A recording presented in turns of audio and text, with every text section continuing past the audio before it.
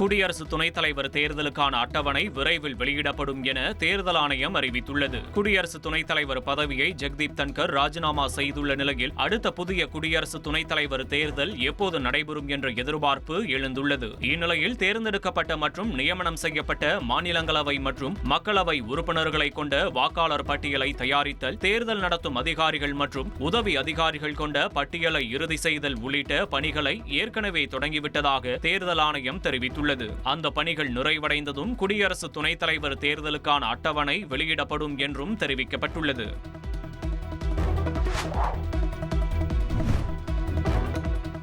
பீகார் வாக்காளர் பட்டியல் உள்ளிட்ட பிரச்சினைகளை எழுப்பி மக்களவையில் எதிர்க்கட்சி எம்பிக்கள் அமளியில் ஈடுபட்ட நிலையில் சபாநாயகர் ஓம் பிர்லா கடும் எச்சரிக்கை விடுத்தார்.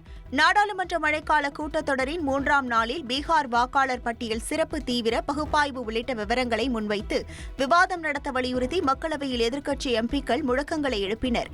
மேலும் அவையின் மைய பகுதியை முற்றுகையிட்டு கையில் பதாகைகளை ஏந்தியபடி அமளியில் ஈடுபட்டனர்.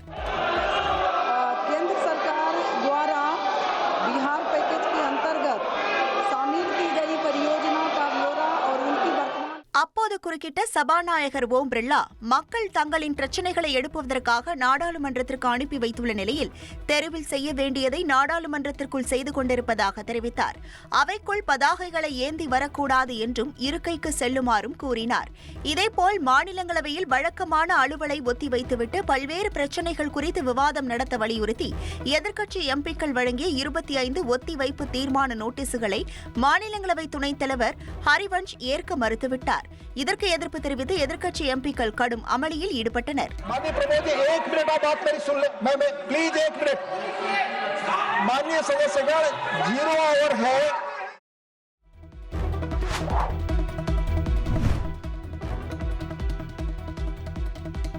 இந்தியா பாகிஸ்தான் இடையிலான போரை நிறுத்த ட்ரம்ப் யார் என்று மக்களவை எதிர்க்கட்சித் தலைவர் ராகுல் காந்தி கேள்வி எழுப்பியுள்ளார். நாடாளுமன்ற வளாகத்தில் செய்தியாளர்களுக்கு பேட்டியளித்த அவர், இந்தியா பாகிஸ்தான் இடையிலான போரை தாம் தான் நிறுத்தியதாக அமெரிக்க அதிபர் ட்ரம்ப் 25 முறை தெரிவித்துவிட்ட போதிலும் பிரதமர் மோடி என்ன சொல்ல போகிறார் என்று கேள்வி எழுப்பினார். இந்தியா பாகிஸ்தான் இடையிலான போரை நிறுத்துவதற்கு ட்ரம்ப் யார் என கேள்வி எழுப்பிய ராகுல் காந்தி, இது அவருடைய வேலையல்ல, இருப்பினும் இது குறித்து பிரதமர் மோடி ஒருமுறை கூட எந்த கருத்தும் தெரிவிக்கவில்லை என்றும் குற்றம் சாட்டினார். அந்த போரை நிறுத்தியது ட்ரம்ப் தான் என்பது ஒட்டுமொத்த உலகிற்கும் தெரியும் என தெரிவித்த ராகுல் காந்தி, தேசபக்தர்கள் என்று தங்களை கூறிக்கொள்பவர்கள் அது குறித்து விவாதம் நடத்தாமல் பயந்து ஓடுவதாகவும் குற்றம் சாட்டினார். மேலும் இந்திய வெளியுறவு கொள்கையை பிரதமர் மோடி பாழ்படுத்திவிட்டதாகவும் ராகுல் காந்தி குற்றம் சாட்டினார்.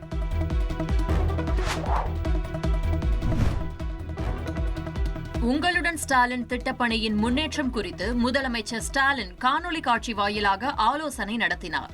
மருத்துவமனையில் இருந்தபடி பங்கேற்ற ஆலோசனையில் கன்னியாகுமரி, கோவை, காஞ்சிபுரம் மாவட்ட ஆட்சியர்கள் பங்கேற்றனர். இதுவரை முகாம்கள் மூலம் பெறப்பட்ட மனுக்களின் எண்ணிக்கை, தீர்வு காணப்பட்ட மனுக்களின் விவரங்கள் குறித்து கேட்டறிந்தார். மனு வழங்க முகாமிற்கு வந்திருந்த பயனாளிகளிடம் காணொலி காட்சி மூலம் முதல்வர் ஸ்டாலின் கலந்துரையாடினார். உங்க பேர் என்னமா? பாக்கியலட்சுமி. இந்த கேம்ப் நடக்கிறது எப்படி உங்களுக்கு தெரிஞ்சது? எப்படி நீங்க வந்தீங்க? வீடு வீடா கொண்டு வந்து கொடுத்தாங்க. சரி சரி சரி. ரொம்ப பயனா இருந்துச்சுங்க. ரொம்ப ஈஸியா இருந்துச்சு. நல்லா பண்ணி கொடுத்துட்டு இருக்காங்க. சரிம்மா. இந்த இதுக்காக எவ்வளவு நாள் காத்துட்டு இருந்தீங்க? இன்னைக்கு தான் பண்ணாங்க. இன்னைக்கே வந்து மாத்தி கொடுத்துட்டாங்க. மாத்தி கொடுத்துட்டாங்க இல்லையா? ஆமா. நல்ல முறையா பண்ணி கொடுத்துட்டாங்க. சரி சரி சரி. இது குறித்து எக்ஸ் தளத்தில் பதிவிட்டுள்ள முதலமைச்சர் ஸ்டாலின், உங்களுடன் ஸ்டாலின் முகாம்கள் குறித்து மாவட்ட ஆட்சியர்கள் மற்றும் பொதுமக்களிடம் கேட்டறிந்ததாக குறிப்பிட்டுள்ளார். மருத்துவர்கள் அறிவுறுத்திய ஓய்வுக்கு பிறகு விரைவில் உங்களை சந்திக்க உங்கள் மாவட்டங்களுக்கு வருவேன் என முதல்வர் ஸ்டாலின் பதிவிட்டுள்ளார்.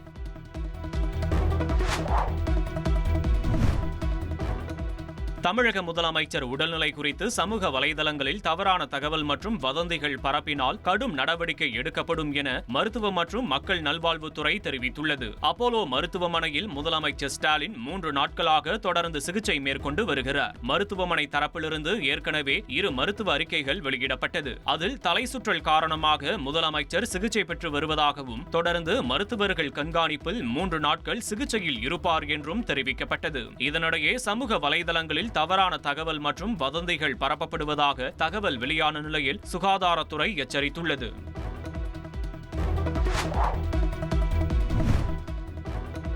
சினிமா தயாரிப்பாளர் தொடர்ந்த வழக்கில் 5 கோடியே 90 லட்சம் ரூபாய் வழங்குவதற்கான உத்தரவாதத்தை தாக்கல் செய்ய நடிகர் ரவி மோகனுக்கு சென்னை உயர்நீதிமன்றம் உத்தரவிட்டுள்ளது. சினிமா படத்திற்காக 6 கோடி ரூபாய் நிலுவை விவகாரத்தில் ரவி மோகனுக்கு எதிராக Bobby touch gold universal private நிறுவனம் தரப்பில் உயர்நீதிமன்றத்தில் வழக்கு தொடரப்பட்டது. இந்த மனுக்கள் விசாரணைக்கு வந்தபோது அடுத்த படத்தில் நடிக்கும்போது பணத்தை திரும்ப அளிப்பதாக கூறியதை தயாரிப்பு நிறுவனம் ஏற்கவில்லை என்றும் கொடுத்த கால்ஷீட்டை பயன்படுத்தவில்லை என்றும் வாதிட்டார். அப்போது குறுக்கிட்ட தயாரிப்பு நிறுவனம் தரப்பு மனைவியுடனான பிரச்சனையின் போது வாடகை வீட்டில் வசிப்பதாக கூறிய ரவி மோகன் தற்போது தாங்கள் அளித்த முன்பணத்தை கொண்டு சொந்த பட தயாரிப்பு நிறுவனத்தை தொடங்கியுள்ளதாக குற்றம் சாட்டினர். இந்த பிரச்சனையை பேசி தீர்த்து கொள்ள மத்தியஸ்தரை நியமிப்பதாக தெரிவித்த நீதிபதி இழப்பீடு கோரி ரவி மோகன் தாக்கல் செய்த மனுக்களை தள்ளுபடி செய்து நீதிபதி உத்தரவிட்டார். மேலும் 5 கோடியே 90 லட்சம் ரூபாய்க்கான சொத்து உத்தரவாதத்தை தாக்கல் செய்ய உத்தரவிட்டதோடு இதனை நிறைவேற்றியது தொடர்பாக 4 வாரங்களில் அறிக்கை தாக்கல் செய்ய உத்தரவிட்டு விசாரணையை தள்ளி வைத்தார்.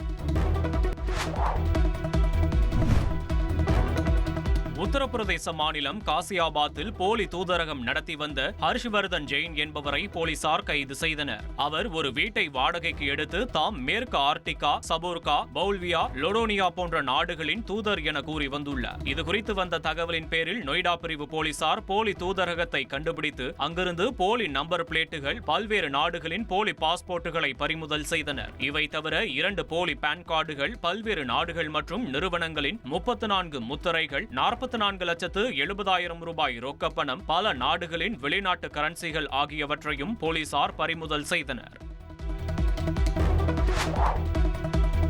கார் பந்தயத்தில் அஜித்தின் கார் விபத்தில் சிக்கிய காட்சியை அவரது மேலாளர் சுரேஷ் சந்திரா வெளியிட்டுள்ளார். கடந்த 20ஆம் தேதி இத்தாலியில் நடைபெற்ற GT4 கார் பந்தயத்தில் வளைவில் திரும்பும்போது ரேஸ் டிராக்கில் பழுதாகி நின்ற மற்றொரு கார் மீது மோதி அஜித்குமாரின் கார் விபத்திற்குள்ளானது. நல்வாய்ப்பாக அஜித்குமாருக்கு காயம் ஏற்படவில்லை. இந்த சூழலில் விபத்து நடந்த சமயத்தில் காருக்குள் இருந்த கேமராவில் பதிவான வீடியோவை அஜித்குமாரின் மேலாளர் சுரேஷ் சந்திரா பகிர்ந்துள்ளார்.